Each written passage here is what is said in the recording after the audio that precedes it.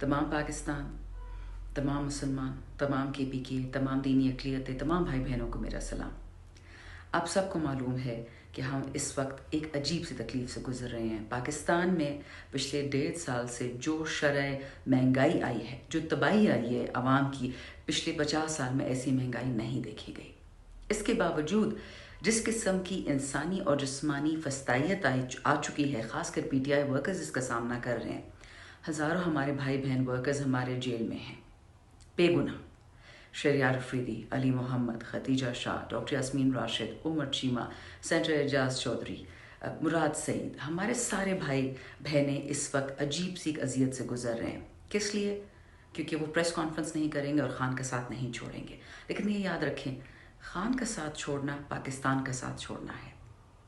आज 1 जुलाई से हमने इसलिए PTI झंडे लगाने का मुहिम शुरू की है। PTI का झंडा, उसमें हरा रंग पाकिस्तानी झंडे का मुसलमानी का रंग है। उसमें सफ़ेद सितारा और चांद हमारी दीनी अक़लियतों के लिए निशानी है, और जो लाल रंग है PTI के झंडे में, वो आज़ादी, इंसाफ और कुर्बानी का रंग है। ईद कुर्बान से तो हम निकल आए हैं, लेकिन जो इस वक्त हम पे इम्तिहान है वो शायद इब्राहीम अलैहिस्सलाम और इस्माईल अलैहिस्सलाम जितना सख्त ना हो, लेकिन शायद उससे कम भी नहीं है। ऐसी अजियतें, ऐसी तकालीफ शायद जनरल ज़िया एक डिक्टेटर के टाइम में तो देखी गई हों, लेकिन जो अपने आप को इलेक्टेड कहते हैं, ऐसी हुकूमतों में ऐसा जुल्म नहीं किया गया, ना देखा गया। आधी रात को आना, निहत्ती औरतों पे वार करना, लोगों के घरों में छापे मारना, सिर्फ प्रेस कॉन्फ्रेंस के लिए। हम क्या कर सकते हैं जो हम 1.5 साल से कर रहे हैं? हमने एक दफ़ा अपने दिफा के लिए किसी पे हाथ नहीं उठाया। 6 दफ़ा अली मोहम्मद खान को रीअरेस्ट किया जाता है। शरियार अफरीदी की बीवी के पीछे घूम रहे हैं। ये पाकिस्तान का आजकल हाल है। तो इसलिए हम ये पुरअमन मुहिम, जिसका हमें कुरान, आईन और अपना तमाम तर कानून इजाज़त देता है कि हम PTI के साथ खड़े हों, हम खान के साथ खड़े हों। ये वो आदमी है जिसने कोरोना में हमें बचाया।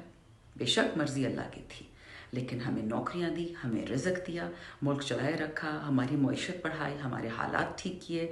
ये वही आदमी है जो 2 दफ़ा 40 साल के बाद बैठक करवाता है पाकिस्तान में OIC की, ताकि अहले तशय्युअ, अहले सुन्ना की बैत रहे, अफ़गानिस्तान की बैत रहे। और ये वही आदमी है जिसने अक़वाम मुत्तहिदा में इस्लामोफोबिया और कुरान जलाने के ख़िलाफ़ एक नज़रिया पास करवाया, एक डे मुकर्रर करवाया 15 मार्च को, जिस तरह आपने कल देख लिया स्वीडन में फिर कुरान जलाया गया। और ये वही आदमी है जिसने पाकिस्तान का मतलब किया ला इलाहा इल्लल्लाह, उसको दोबारा ज़िंदा किया।